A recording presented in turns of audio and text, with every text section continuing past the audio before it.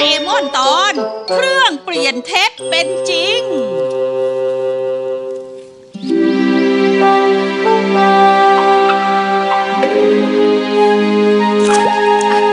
กินจ้ะเอาไปเลยลมเย็นดีจังเลยนอนกลางวันหน่อยดีกว่า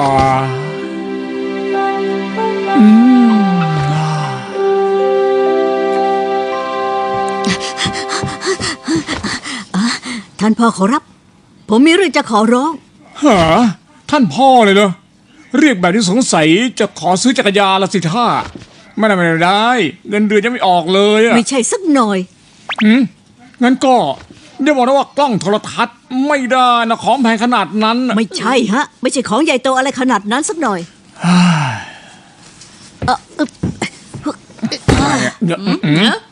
ช่วยใช้มือเปล่าผ่าหินก้อนนี้ทีสิฮะล้อเล่นใช่ไหมเนี่ยถ้าพ่อไปผ่าผมจะลำบากอ่ะไม่ต้องห่วงนะฮะของกล้วยถ้าลองทำจะต้องทำได้แน่ไม่แข็งกว่าเต้าหู้นิดเดียวเองอ่ะลองผ่าดูสิครับพ่อดีแค่ของแบบนี้ถ้าใจสู้ย่อมทำได้มันทำได้ที่ไหนกันเล่าขอร้องละครับเฮ้ยเดี๋ยวพูดบ้านะคืนทำมือหักแน่เลยอ่อนแอจังนี่เกิดอะไรขึ้นอย่างนั้นเหรอคือว่าที่จริงแล้วนี่ไม่อยากคุยนะพ่อฉันเก่งสุดๆไปเลยเป็นนักวิชาการสุดฉลาดที่ทุกคนต่างให้ความนับถือถ้าอย่างนั้นพ่อฉันยิ่งเจ๋งกว่าพ่อนายอีกพ่อฉันเป็นถึงประธานบริษัทยักษ์ใหญ่เลยนะจะบอกให้แถมรู้จักคนในวงการบันเทิงเพียบ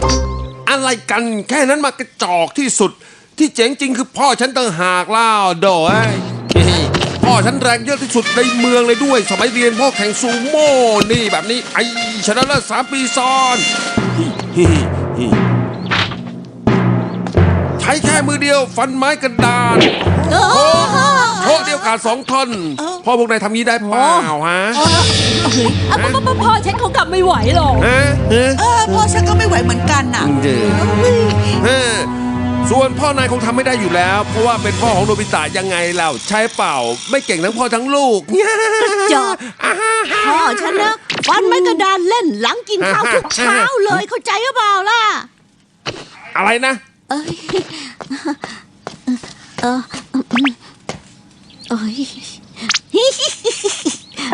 ถ้าเป็นพ่อฉันก้อนหินเท่าเนี้ยยังต่อยป่นไปเลยฉันพูดจริงนะถ้าไม่เชื่อฉันบอกไปว่าจะโชว์ให้ดูโถ่ให้ตายเถอะนะทำไมไปโกหกแบบนั้นเล่าทำไงได้อะก็พ่อพวกเราไม่มีอะไรที่พอจะอวดได้สักอย่างนึงเลยอะมันไม่ใช่แบบนั้นสักหน่อยเฮ้โนบิตะแย่แล้วมากันแล้วอะไงที่จริงอยากจะทำให้ดูอย่างที่เล่าไปแต่ว่าเมื่อกี้พ่อฉันออกไปอีก2-3 วันถึงจะกลับบ้านนะใช่เมื่อกี้นี่ใครพูดถึงอย่างนั้นหรือไงอ่ะอ้าวเด็กๆมาเล่นกับโนบิตะเหรอ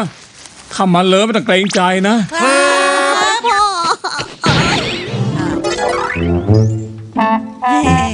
ให้พ่อนายมาโชว์เร็วๆเข้าดีอยากดูผ่าหินก้อนใหญ่นี่เลยแต่ว่าท่านนายโกหกจะเป็นยังไงไม่รู้ด้วยนะเข้าใจแล้วแย่แน่แย่แน่แย่เลยทำไงดีก็ช่วยไม่ได้นะอะไรเดี๋ยวใช้เนี่ยแล้วกันนะเครื่องเปลี่ยนเท็จเป็นจริงต่อให้เอาปากนกมาใส่พวกนั้นก็ไม่ให้อภัยฉันหรอกถ้างั้นลองดูก็แล้วกันมีดอกไม้งอกออกมาจากจมูกโนบิตะรู้สึกคันจมูกแปลกๆแฮะ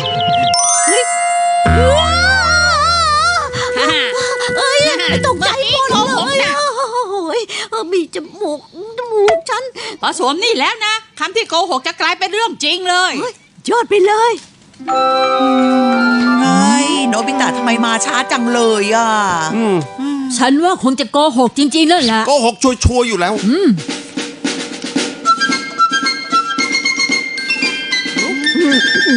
ขออภัยที่ทำให้ทุกท่านต้องรอ โชว์กำลังจะเริ่มนับบัดนี้แล้ว พอผมจะใช้กับแป้งทลายหิน พ่อครับ เร็วๆครับ ยืมอะไรทำไมในร่างกายฉันขยับเองเป็นยังไงมันมายังไงเนี่ย มาแบบท่าประหลาด เฮ้ยจับเนี่ยฮะเฮ้ยย่า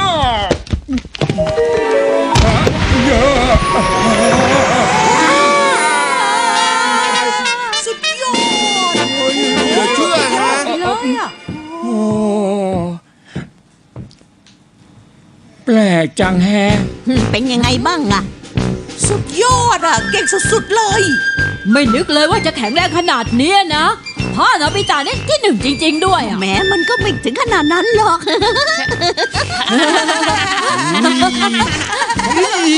เจ็บใจ พ่อครับ ว่าไงนะแถวนี้มีคนแข็งแรงกว่าพ่ออีกอย่างนั้นเหรอ อย่าพูดอะไรบ้าๆนะ แต่ทุกคนชมก็หมดเลยว่าพ่อของโนบิตะแข็งแรงที่สุดนะ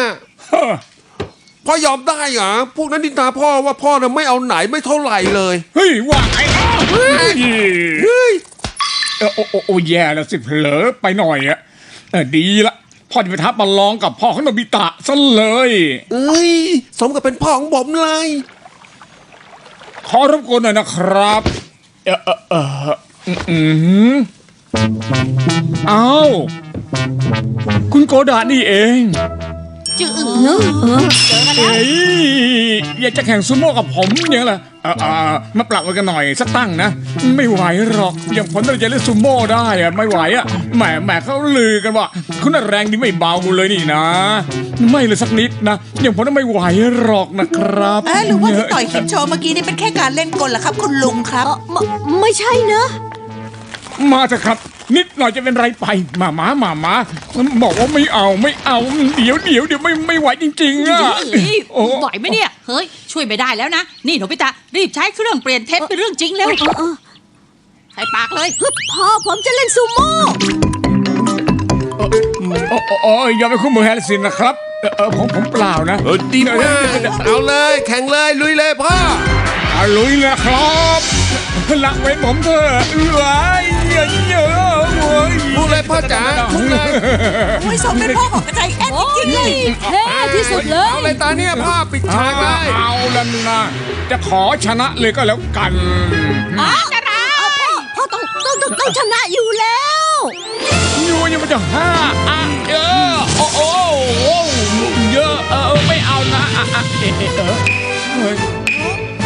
สุดยอด สุดยอด โกหกหน้า โอ้โหไม่นึกว่าจะเก่งขนาดนี้เลยคุณอะไม่หรอกครับคือขอบคุณมากนะครับเนี่ยงงได้นอนกลางวันสักทีเรา พ่อเราทำไมถึงได้แพ้ได้แบบนี้ แหมของตายอยู่แล้ว ก็ปกติพ่อฉันน่ะสู้กับนักซูโม่เป็นสิบคนอยู่แล้วนี่นะ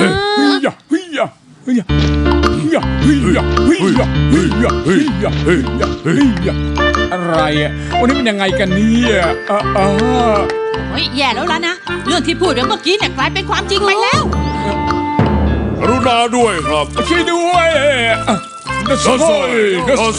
โอ้ฮะเหวียงให้กระเด็นไปเลย เฮ้ย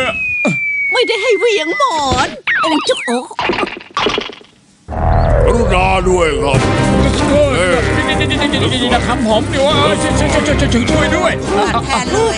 คุณแค่จริงๆด้วยเออ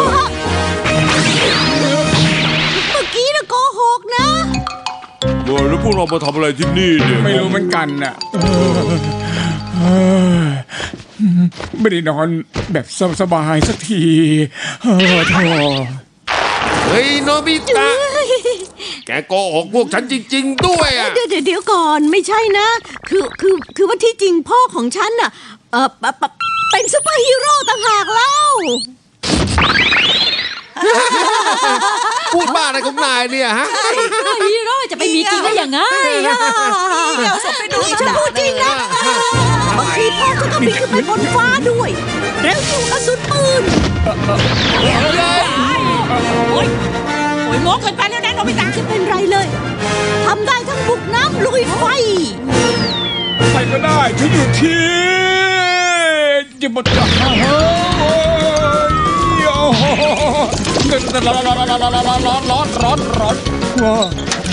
ร้อนตอนเย็น ทุกวันพ่อต้องต่อสู้เพื่อความถูกต้อง อุ้ยโอ้เจ็บ ใครอะใครทับ นั่นมัน เรา ไอ้ อะ หัวขโมยนี่นาเนี่ย เท่านั้นยังไม่พอ พวกโกหกหลอกลวงจะถูกพ่อซัดจนตาเขียวไปเลย โอ้ย ทุกคนเป็นไรไปอ่ะ